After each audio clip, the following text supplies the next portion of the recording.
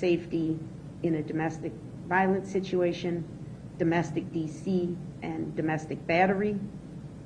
The allegations in that case, Your Honor, are that he struck the mother of his child in the face with a closed fist.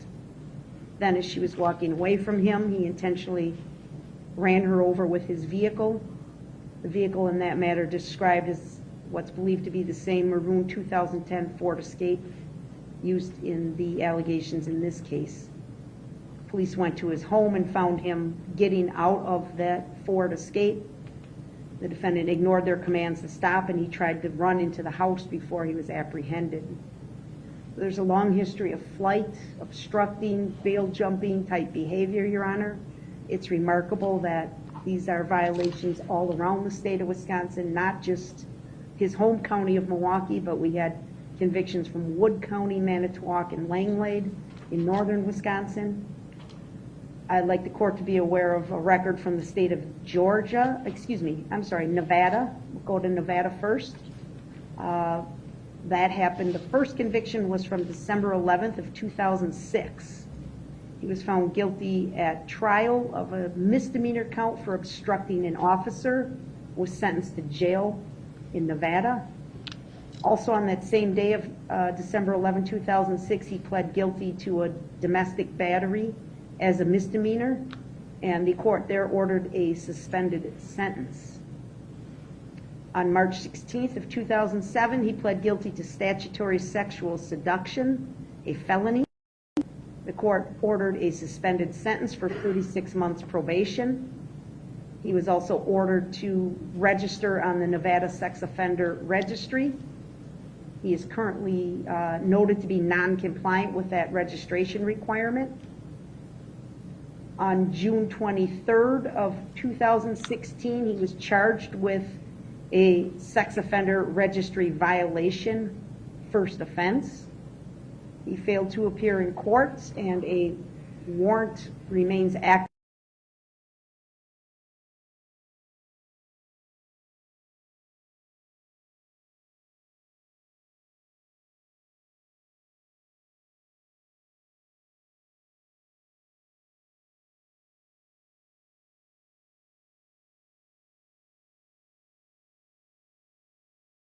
While it is not clear if he was convicted, he did recently remark to a court official in this county that he had served a 6-month jail sentence in Georgia.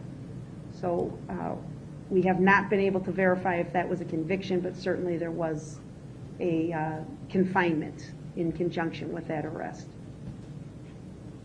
He has no contact with the criminal justice system in Waukesha County or the district attorney's office. He does have a outstanding paternity case that's been pending since 2003, in which he was adjudicated as the father of a juvenile, and there's been returned court appearances over the years based on failure to pay child support.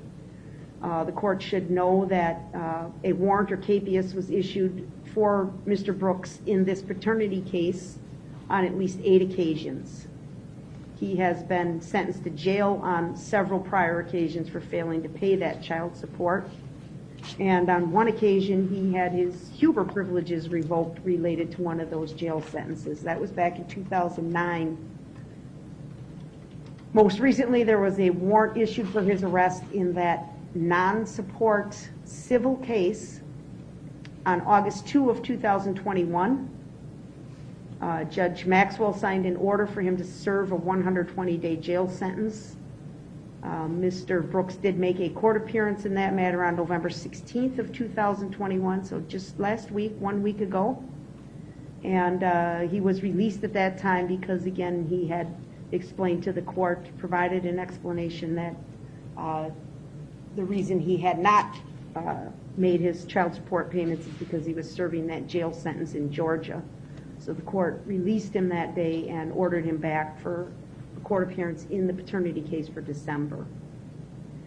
So Judge, just based on his prior record, we obviously have very significant concerns about Mr. Brooks' flight history and willingness to obey the orders of the court. But we have to factor in, obviously, the allegations in this case as well. And obviously, I don't need to state Mr. Brooks is facing 5 consecutive life sentences if he's convicted on all counts in this complaint. I wish to notify the court, sadly, that today we learned of another death of a child related to this case. We do expect a 6th count for first-degree intentional homicide to be issued or added, to this case. I can advise the court that I am aware, I've been made aware through investigators that there are other individuals in critical condition. I think we remark on the number of actual injured parties in our complaint. It exceeds 60 people. There's a number of other charges that we are reviewing and considering, but certainly, at the very least, we do intend to file a 6th count of intentional homicide maybe Friday or maybe early next week, depending on when we can accomplish that. Certainly, if we have any other deaths resulting from this incident, additional counts of homicide will be filed. We didn't charge bail jumping. Obviously, we could have. We have focused our efforts to date on the immediate concern, and that involves the loss of life that is alleged to have occurred through the conduct of Mr. Brooks. I want this court to know, and I think the court has read the complaint, you've indicated you've read the complaint, there are not words to describe the risk that this defendant presents to our community. Not only flight risk, but the dangerousness that he presents, his history of violence, and the allegations in this complaint where it is stated plainly that on several occasions he was told to stop by police officers. They risked their own safety to try and step in front of the car to stop him. Everything was done to get him to stop, and he just simply continued down the roadway, causing death and destruction in his path. So I am advocating for a significant cash bail, Your Honor. I'm asking for $5 million cash bail. I know that's a large amount of money, but I think it is warranted on this history, and I think it's warranted when the court considers, if convicted, Mr. Brooks will spend the rest of his life in prison. Thank you. Thank you. Attorney Perry. Thank you, Commissioner. When this court determines what amount of monetary bail is reasonable and necessary to assure Mr. Brooks' appearance in court, I guess at today's hearing, the only thing I would add for the court's consideration is that Mr. Brooks is financially indigent, does qualify for public defender representation, and that individual circumstance must be taken into account.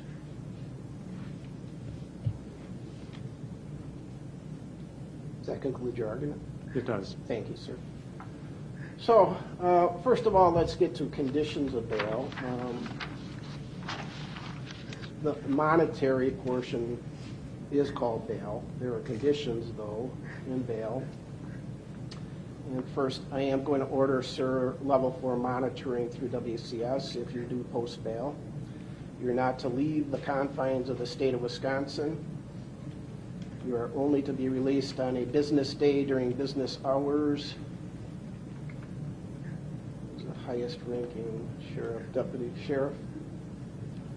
I would like your opinion. I would like the sheriff's department to notify WCS if he bails out that he's to immediately go over to WCS. So would it be asking too much if I had somebody from the sheriff's department contact during regular business hours WCS to let them know that he's being released? Then I'm ordering then that the sheriff's department contact immediately upon Mr. Brooks walking out the door, if that should happen, that he's on his way to WCS, which is literally a block away. If that does not happen, I want to make sure that people are aware that he did not get on the GPS monitoring device, which I am ordering. I'm ordering him to pay for that as well. Again, he's only to be released on a business day during business hours with the sheriff's department agreeing to contact WCS. If WCS does not have Mr. Brooks come in with a matter of minutes. I would like them, I'm ordering them to then contact the Sheriff's Department of that. I am ordering, sir, that you not operate a motor vehicle. You may not possess any dangerous weapons or firearms. You are not to have contact with the families listed in the victim identification sheet.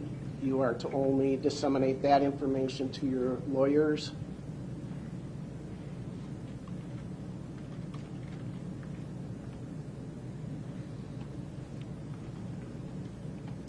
Those are all the conditions of bail. If you violate any condition of bail, including failing to return to court, separate bail jumping charges could be issued against you. In reviewing 969.01 of the Wisconsin statutes and 969.001 that talk about bail and release, the statute reads that there should be reasonable conditions designated to assure his or her appearance in court, Mr. Brooks, protect members of the community from serious bodily harm. And those are the conditions that I just laid out. That bail may be imposed at or after the initial appearance.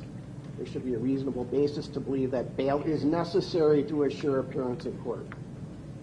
Some of the things to be considered by the court with the conditions of bail are the number and gravity of the offenses, the potential penalty the defendant faces, whether or not the allegations are violent in nature, the prior record of the defendant, character and strength of the evidence which has been presented to the court, whether the defendant is already on bail or subject to other release conditions in other pending cases, and whether or not there's any violations of those release conditions.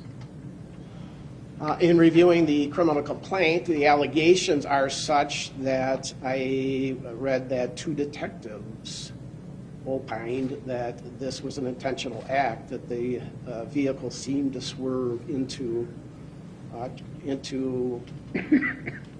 individuals, actually at one point trying to avoid other vehicles, that the detectives, they're listed as Detective Casey and Detective Trusoni, who again opined that the actions they observed, in their opinion, were intentional. We now have 5. Attorney Opper informed us of a 6th, but that's not here before us today. 5 people that are deceased. We have a gentleman that has a huge background via multiple states. Just going through some of the Wisconsin cases, they're violent. We have substantial battery, DC, strangulation, suffocation, resisting. Pending cases, which the statute I just read references that I should consider: second degree, reckless endangering safety while armed, felon in possession of a firearm. Attorney Opper told me that the gun apparently was a stolen handgun. Those are allegations. He's out on bail on that. Also out on bail on the Milwaukee case ending 4596, where he's charged with second-degree reckless endangering safety, disorderly conduct and battery, and resisting. And then we get into Nevada: battery, domestic violence, the sexual assault, the sex offender registration violation, and then the battery in Georgia. Other considerations are, on WCS, their report indicates level 4 monitoring, which is the highest level of monitoring that we have. And in that report, it does indicate there have been failures to appear other than 2 years old, and then sentenced to incarceration prior, yes. Current violent felony, yes. Or offense, yes. Pending charges at the time of this offense, yes. Prior misdemeanor convictions, yes. Prior felony convictions, yes. Prior violent conduct or conviction, yes. Prior violent convictions, 3 or more. So there have been missed court dates although none in the past 2 years, but then we just heard about a rather significant duration of a 6-month stay in Georgia, in custody there. In the recitation by Attorney Opper, we have things that causes the court some pause for concern, resisting. Again, these are things that would cause me to feel that this gentleman does not follow rules very well. Orders of the court, orders of society, resisting an officer. There's a bail jump in 2012. There's a bail jump charged in the 4596 case. There is in the 2550 case, again, the felon in possession of a firearm. All those things are just societal, legal issues, also orders of the court in some instances that are not being followed. While out on bail on 2 rather significant allegations, we are now faced with 5 counts of first-degree intentional homicide. So when I look at that, I look at the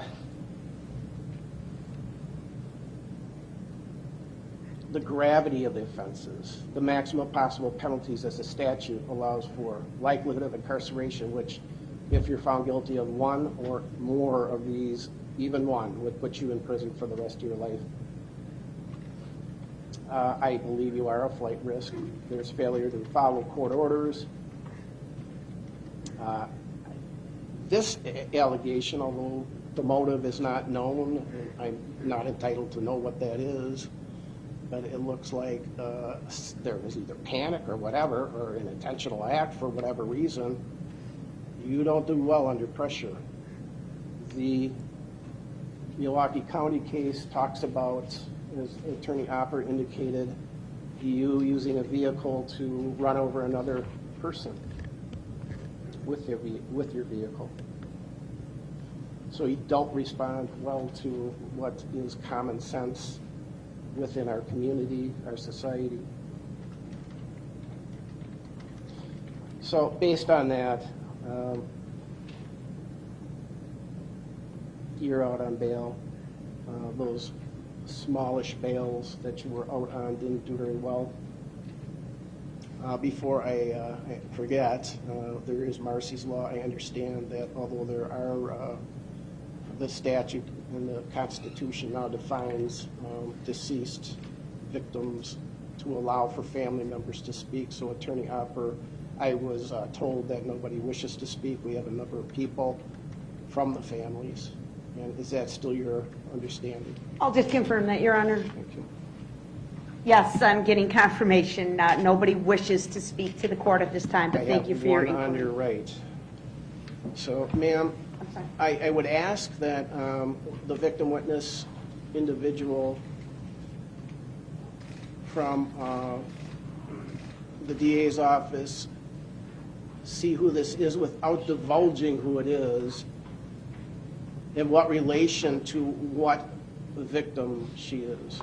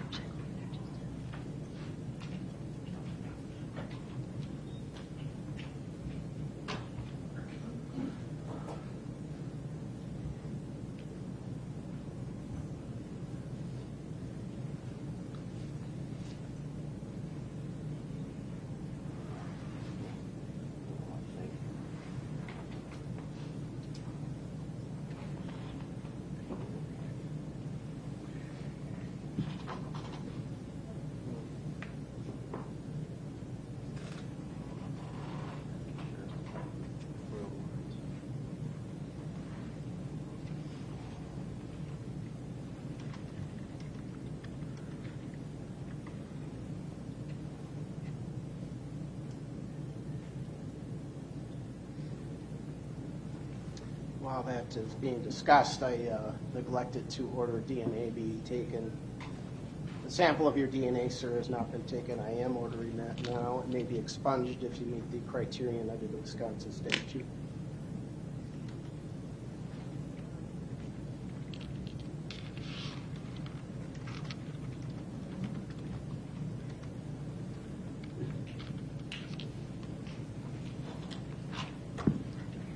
Attorney Basie, where are we? We're fine to proceed. She does not wish to make a statement. Okay. Thank you. Checking. Thank you, ma'am. The family is always welcome. You do, under the law of the state of Wisconsin, as well as under the amended Constitution, have the right to speak at proceedings germane to the particular proceedings that we're at. So with that, I will set bail. I have no problem with the bail being recommended by the state. I'm an old guy who has been doing this for almost 40 years. DA's office, criminal defense attorney, 17, 18 years as a commissioner, both in Milwaukee and now in Waukesha. The nature of this offense is shocking. Actually, the detail I was not expecting here today, that two detectives, not lay people, detectives, not only tried to stop this, but rendered an opinion that this was an intentional act. You're presumed innocent, sir, but that's what the allegations are. And I've not seen anything like this in my very long career. It seems to be a very strong case for the state.